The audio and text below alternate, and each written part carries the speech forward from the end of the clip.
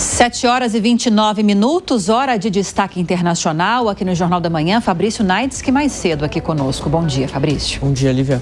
Assunto sério, né? Assunto bem sério. A justiça francesa condenou agora há pouco o marido de Gisele Pelicot pelo caso de abuso sexual que durou mais de uma década.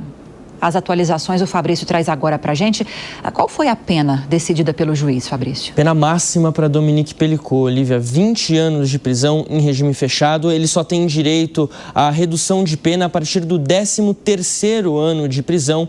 Ele já tem 72 anos de idade, portanto, é quase como uma prisão perpétua para o ex-marido de Gisele Pelicot, que foi descoberto esse caso terrível. A gente pode falar aqui sem medo algum, um dos casos mais grotescos que a gente tem visto ao redor do mundo nos últimos anos. O processo durou 4 meses e a decisão da corte na cidade de Avignon, no sul da França, saiu agora há pouco. Além dele, os outros 50 acusados de terem estuprado Gisele Pelicot foram todos condenados, aí com penas diferentes e inferiores, penas que variam de 3 até alguns anos a mais de prisão. Alguns deles, no caso, 3 anos de prisão, com 2 em regime semiaberto. Esse é um caso que a gente vai até tocar um pouco mais a fundo nesse assunto, mas falou bastante, gerou uma discussão muito grande, melhor dizendo, envolvendo a lei contra o estupro lá na França. Mas o que a gente sabe de fato é o seguinte: Dominique Pelicot, ele admitiu a culpa durante o julgamento,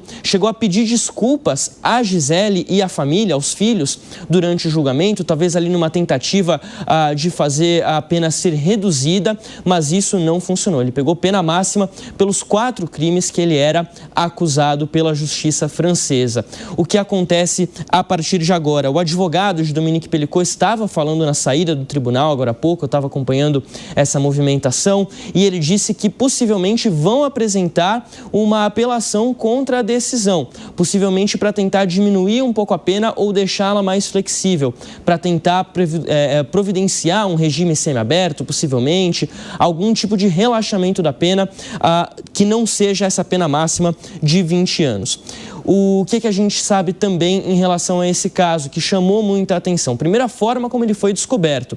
Dominique Pelicot cometeu esses crimes entre 2011 e 2020, quase uma década em que ele drogava a própria esposa e convidava homens para irem até a casa deles e violar a esposa enquanto ela estava dormindo, enquanto ela estava sedada praticamente na própria cama. Ele filmava esses casos e guardava tudo num computador. Em 2020, ele foi preso lá na França tentando fotografar mulheres dentro de um supermercado. E aí a polícia descobriu dentro do computador dele mais de 20 mil fotos e vídeos comprovando esses crimes que até então ninguém sabia que aconteciam, nem mesmo a própria Gisele Pelicot. Durante o julgamento, ela abriu mão do anonimato que ela poderia ter, ela disse o nome dela publicamente, autorizou que o nome dela circulasse publicamente e autorizou também a exibição das fotos e vídeos dentro do tribunal. Segundo Gisele Pelicot, isso foi feito para encorajar outras mulheres vítimas de violência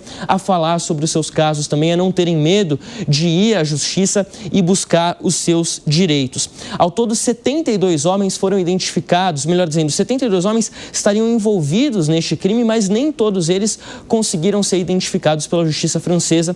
Por isso que a gente está falando aqui de 50 acusados ao todo e todos eles condenados hoje pela manhã, agora há pouco, pela justiça lá em Avignon, no sul da França. E aí a discussão envolvendo a lei do estupro na França, Lívia, vem pelo seguinte: o Código Penal francês define o crime de estupro como um ato penetrativo usando violência, coerção, ameaça ou surpresa, mas não usa o termo consentimento, ou melhor dizendo, a falta de consentimento.